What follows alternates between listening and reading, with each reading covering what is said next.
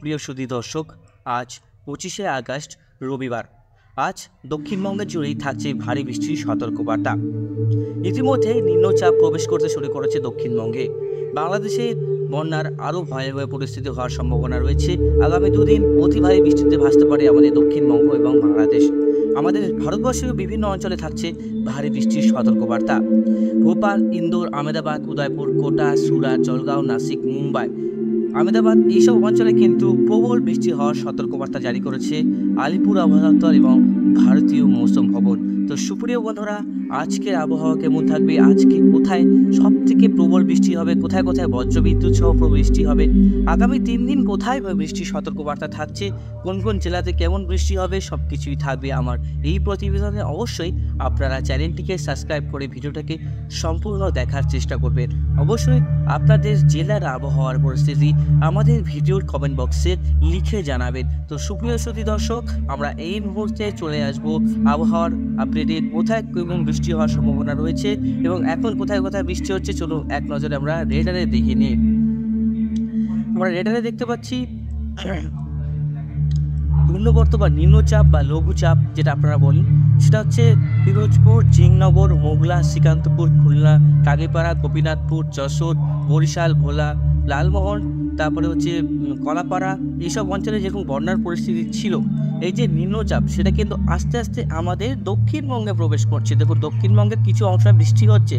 জয়নগর, মিজিরপুর, বারুইপুর, ঝাড়খালি, পাথর প্রতিমা, রায়দিঘি, বেসরগঞ্জ, হলদিবাড়ি, তারপরে হচ্ছে এদিকে পাথর প্রতিমা থেকে শুরু করে দয়পুর, বাসন্তী, তারপরে আপনার এদিকে শ্যামনগরের কাছাকাছি এইসব অঞ্চলে কিন্তু বৃষ্টিপাত ইতিমধ্যেই শুরু হয়ে গেছে। আগামী কিছু ঘন্টার মধ্যে বৃষ্টিপাতটা কলকাতায় প্রবেশ করবে, আর কালকে থেকে অতি ভারী বৃষ্টি হবে আমাদের দক্ষিণবঙ্গে।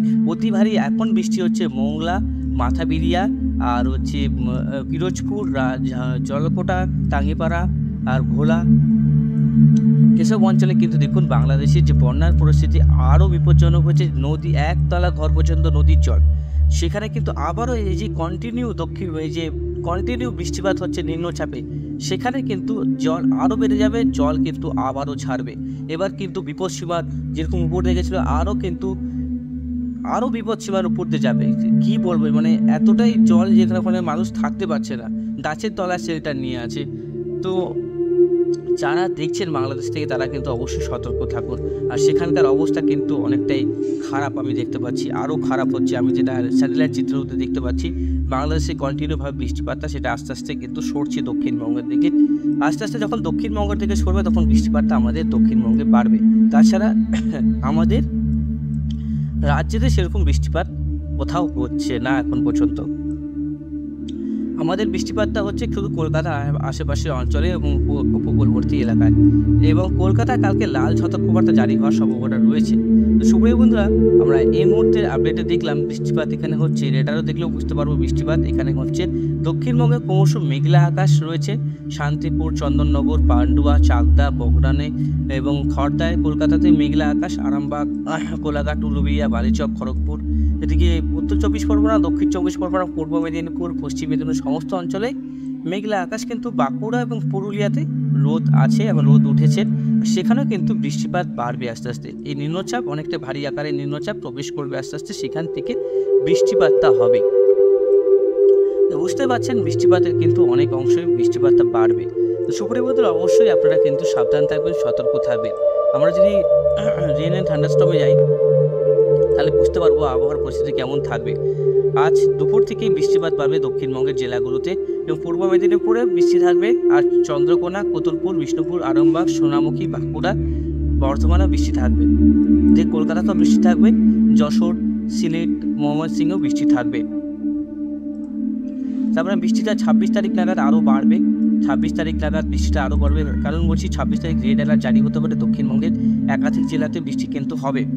আর এই বৃষ্টিটা কন্টিনিউভাবে হবে। আর যেহেতু নিম্নচাপটা খুব ধীর গতির নিম্নচাপ, আমি আবারও বলছি, যেহেতু দেখুন এই বন্যাটা কেন হয়েছিল ত্রিপুরাতে আর বাংলাদেশে, যেহেতু নিম্নচাপটা কন্টিনিউ 3 দিনভাবে স্থায়ী ছিল দক্ষিণবঙ্গের উপরে এবং বাংলাদেশের উপরে।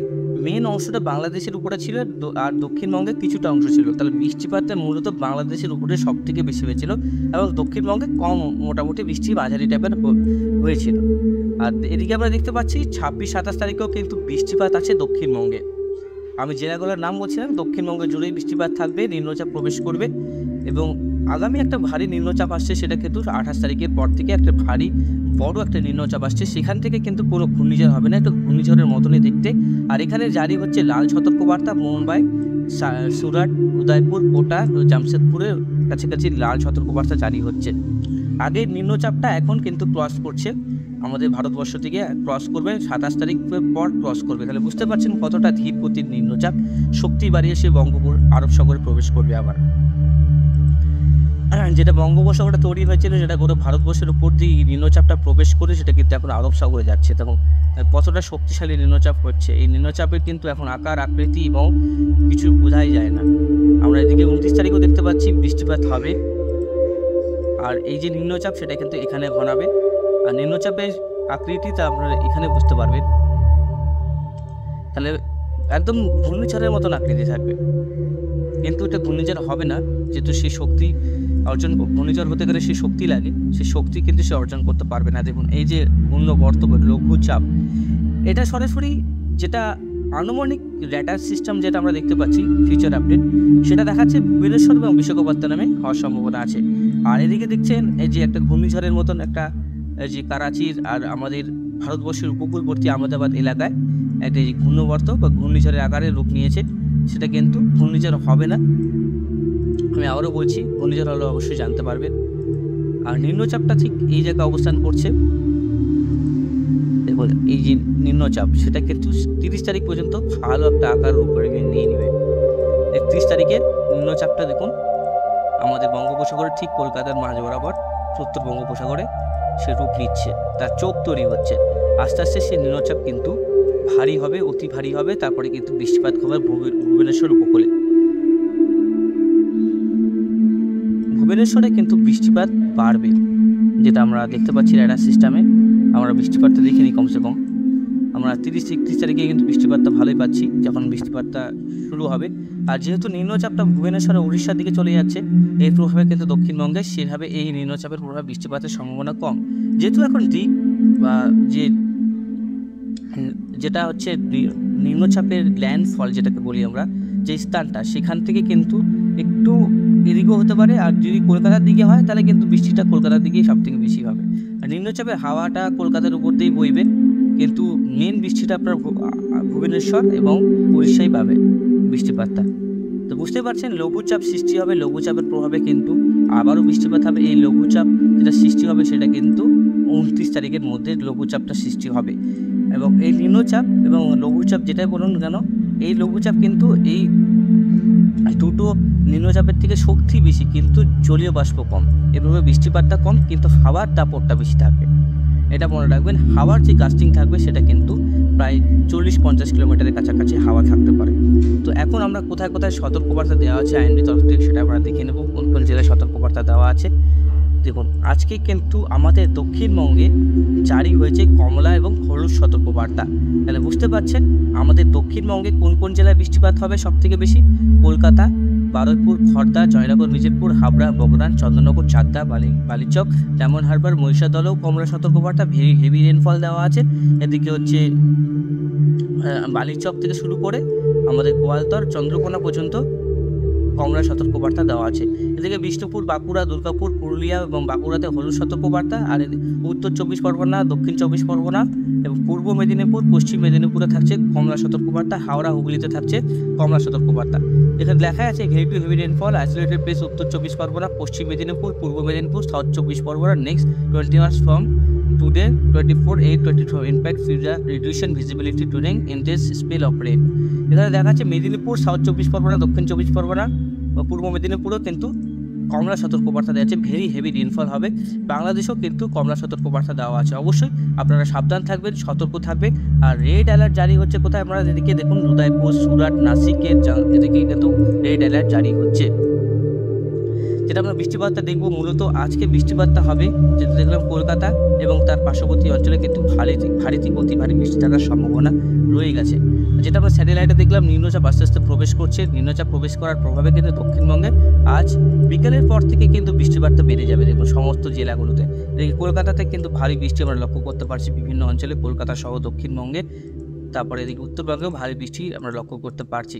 তো অসুবিধা নেই, কোনো বজ্রবিদ্যুৎ সহ বৃষ্টি হলে অবশ্যই আপনারা কিন্তু একটু সেফ থাকবেন। দেখুন আমি কেন বললাম যে যেহেতু বৃষ্টিপাতের পরিমাণটা যেহেতু কমলা সতর্কবার্তা আছে, নদীর জল ফ্ল্যাশ ফ্লাডের সম্ভাবনা থাকছে বন্ধুরা। মেন যাদের সমস্যা বা অসুবিধা সেটা কিন্তু বাংলাদেশে, আমাদের দক্ষিণবঙ্গবাসীদের জন্য সেরকম কোনো অসুবিধা হবে না, যেহেতু বৃষ্টিপাত হবে এক দুদিন, মানে এই ভেরি হেভি রেনফল মানে এমন বৃষ্টিপাত হবে যে সব নদীর জল ছেড়ে দেবে এরকম কোনো ব্যাপার নেই। কিন্তু যেটা আনুমানিক এসেছিলো যদি কন্টিনিউ করে বৃষ্টিটা, মনে করুন 3-4 দিন কন্টিনিউ করছে এভাবে হেভি রেনফল, তখনকার কিন্তু একটা বিপদের সংকেত থাকে। যেহেতু কন্টিনিউ একটা জায়গায় যদি প্রচুর বৃষ্টিপাত ঘটে, অনেকটা জল প্রবেশ করে নদীর মধ্যে, তখন কিন্তু অনেকগুলো গেট বাজের খুলে দেয়, তখন ফ্ল্যাশ ফ্লাড হয়, নদীর জল প্রবেশ করে চাষের জমিতে, এসব আর ক্ষতির সম্মুখীন হয় যারা চাষি ভাইরা আছে। তাছাড়া কিন্তু আমরা 1-2 দিনেই কিন্তু বৃষ্টি পাচ্ছি, সেটা 27 তারিখ পর্যন্ত বৃষ্টিটা আছে। তারা দেখতে পাচ্ছি আজ এবং কাল এবং পরশুতে এই 3 দিনই ভারী বৃষ্টি হচ্ছে এবং বৃষ্টির পরিমাণটা দেখতে লাগবে কেমন থাকছে, অবশ্যই সেদিকটা যাব।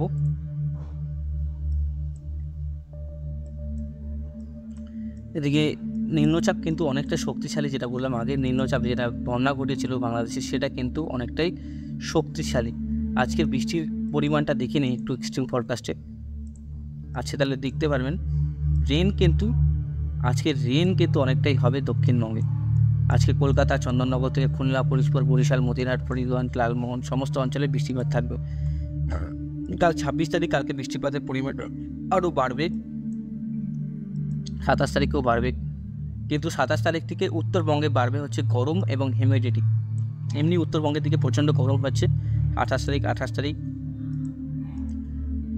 30 তারিখে বন্ধুরা, 30 তারিখে গরমটা একটু বেশি থাকবে আমাদের দুই দিনাজপুর, ঢাকার দুই বঙ্গ, উত্তরবঙ্গ এবং দক্ষিণবঙ্গ। হলুদ আছে, শুকনো ওয়েদার বিরাজ করবে। এদিকে নিম্নচাপ কিন্তু অনেকটা শক্তিশালী হয়ে আছে, এখন দেখতে হবে নিম্নচাপটা এখন কীভাবে তার গতি এবং তার শক্তি কীভাবে বাড়াচ্ছে, সেই দিকটা নজর রাখতে লাগবে বন্ধুরা, অবশ্যই সেই দিকটায় নজর রাখবো। আমরা এই মুহূর্তে রেন অ্যানিমেশনে দেখলে বন্ধুরা বুঝতে পারবো কেমন কি পরিস্থিতি থাকছে।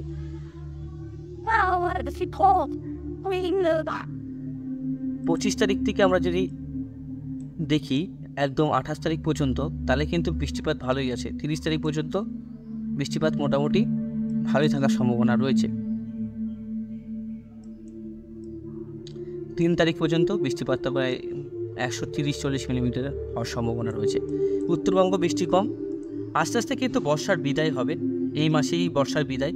আর এদিকে কিন্তু লাল সতর্কবার্তা থাকছে, যখন বৃষ্টিপাতের পরিমাণটা কিন্তু অনেকটাই, দেখুন 400-500 মিলিমিটারের কাছাকাছি বৃষ্টিপাত, 600 মিলিমিটার বৃষ্টিপাত আমরা দেখতে পাচ্ছি। কোনো জায়গায় গুজরাটে কিন্তু 700 মিলিমিটার, মানে গুজরাটে কিন্তু আবার বন্যার সম্ভাবনা আমরা লক্ষ্য করতে পারছি। তাহলে মেন বৃষ্টিপাত সব থেকে ভারতবর্ষের কোথায় হচ্ছে, সেটা হচ্ছে গুজরাট, নাসিক, সুরাট, এইসব অঞ্চলে দেখুন বৃষ্টিপাতের প্রবণতা কতটাই বেশি। যেখানে মরুভূমিতে সেখানে কিন্তু বৃষ্টিপাতের প্রবণতা কতটাই বেশি, আর বৃষ্টিপাত কতটা হবে।